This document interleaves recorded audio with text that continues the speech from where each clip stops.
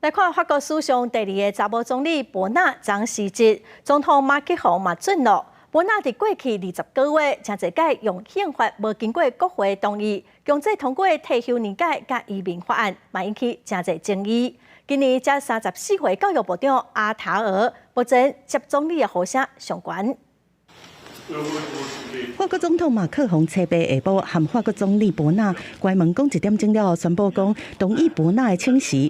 马克宏在声明内面是懊恼博纳做总理的期间，等勇气、承诺和决心，在继任者还未上任之前，博纳同款是做总理的职务。今年62岁，博纳是法国史上第2个女总理，做一个犹太籍中裔幸存者的后代。在做总理之前，伊捌做交通部长、生态部长和劳工部长。2022年5月时阵就任，任期20个月，嘛超过1991年到92年前总统密特朗时期的女总理克瑞松，是法国在位上久的女总理。但是期间，博纳真侪摆拢动用宪法的特权，涉过国会强制通过退休改革法案。甲退休的年岁对62岁延长到64岁，和真有争议的移民法案。博纳伫时一批内面讲，法国是比过去更较需要改革。目前包括财政部长勒梅尔、前农业部长德诺曼蒂，拢是真侪人讲的继任人选。另外，叫做是政治新动的法国现任教育部长阿塔尔，和37岁国防部长勒克努，有可能出线。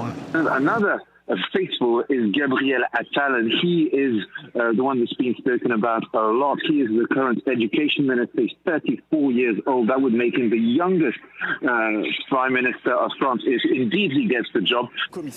马克宏在2022年连任了后的第2任期是失去国会多数，推动改革是面对较大的困难。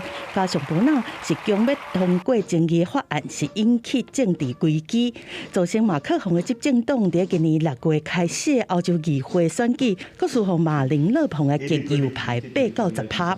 国内目前一直契合非法移民的问题，迫迫马克宏必须要透过内阁改组来提升支持率。这波内阁改组嘛会启动2027年法国总统大选，马克宏继任人选的抢位之战。公司新闻景元庆编译。